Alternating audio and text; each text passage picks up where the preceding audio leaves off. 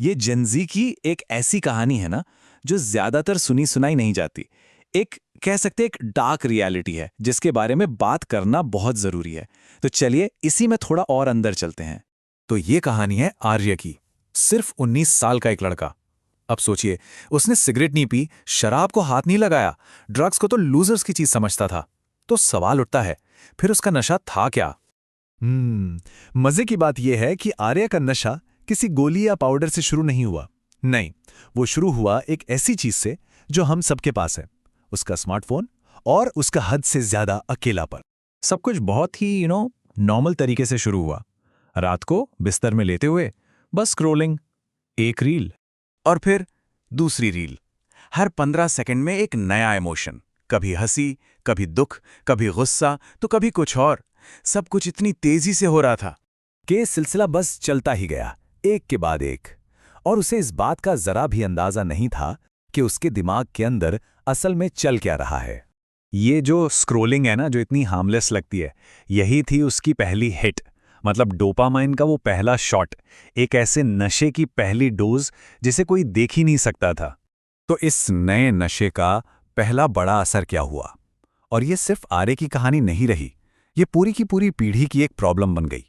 बस एक और रील, शायद ये वो सबसे बड़ा झूठ है जो जेन-ज़ी आज खुद से बोलती है। और इसी एक छोटे से झूठ के पीछे पूरी की पूरी जनरेशन अपनी नींद खो रही है, मतलब सीवियर स्लीप डेप्रिवेशन।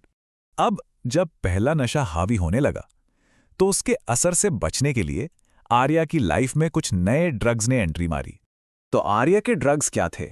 दिन में 3-3 एनर्जी ड्रिंक्स, फोकस बढ़ाने के लिए कुछ गोलियां और वेप, जिसके लिए वो हमेशा कहता था, अरे ब्रो इसमें सिर्फ फ्लेवर है।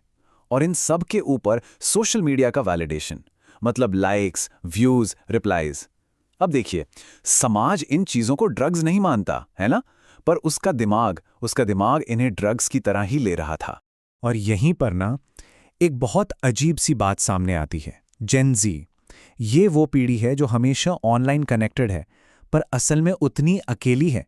अपनी असली परेशानियों के बारे में किसी से बात ही नहीं कर पाती।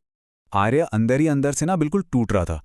पढ़ाई से ध्यान हटने लगा था, लोग उसे इरिटेटिंग लगने लगे थे, और हर चीज का मतलब ही खत्म हो गया था। ये एक ऐसा बर्नआउट था जो बाहर से किसी को दिख नहीं रहा था, क्योंकि इसके कोई फिजिकल निशान थोड़ी थे। और उसने इसका जिम्मेदार किसे ठहराया? खुद को। उसे लगने लगा, मैं आलसी हूं, मैं बहुत कमजोर हूं। उसने बर्नआउट के इन सारे लक्षणों को अपनी पर्सनल फेलियर मान लिया। लेकिन सच्चाई तो कुछ और ही थी। वो आलसी या कमजोर नहीं था, वो बस बर्नआउट हो रहा था। ये कोई उसकी कमी नहीं थी, ये एक असली लड़ाई थी जो वो लड़ रहा था। और फिर एक रात कहानी अपने पीक पर पहुंचती है। आर्य के फोन की बैटरी डेड हो गई और अचानक उसके चारों तरफ एक ऐसी खामोशी छा गई जिसे वो पहचानता ही नहीं था। और उस खामोशी में पहली बार उसने अपने दिमाग के अंदर का शोर सुना। वो सारे दबे हुए ख्याल, वो डर, वो सवाल, सब एक साथ बाहर उमड़ पड़े। मेडिकल भाषा में इसे विड्रॉल कहते हैं। जब आप कोई ड्रग लेना बंद करते हैं तो जो फिजिकल और मेंटल तकलीफ होती है वही। और आर्या के लिए वो ड्रग उसकी स्क्रीन थी। अब आता है नशे का सबसे खतरनाक स्टेज, जब ड्रग काम करना बंद कर दे। रील्स देखकर अब हंसी नहीं आती थी, मीम्स बेकार लग रहे थे, और तो और म्यूजिक में भी कोई सुकून नहीं मिल रहा था। और ये सबसे खतरनाक मोड़ होता है, जब अंदर की जो आवाज है ना, वो एक बहुत ही धीमी लेकिन तबाह कर देने वाली फुसफुसाहट बन जाती है। वो फुसफुसाहट क्या थी? बस एक ख्याल, मैं अब और ऐसा नहीं रहना चाहता। जिसका पूरा मतलब था, मैं मरना नहीं चाहता, पर मैं ऐसे जीना भी नहीं चाहता। ये जो लाइन है ना, ये बहुत खतरनाक है, क्योंकि ये एक चीख नहीं है, ये एक फुसफुसाहट है। और इसी फुसफुसाहट में न जाने कितने लोग खो जाते हैं। और यहीं पर हमें इस कहानी का सबसे जरूरी सबक मिलता है।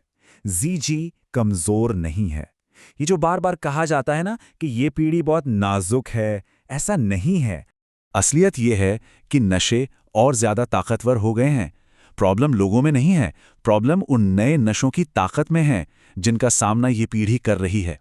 और शायद सबसे डराने वाली बात तो ये है कि जो सबसे खतरनाक ड्रग है, वो अब हमें नॉर्मल लगने लगा है। ये एक ऐसा ख्याल है जिस पर हम सबको रुक कर सोचने की जरूरत है।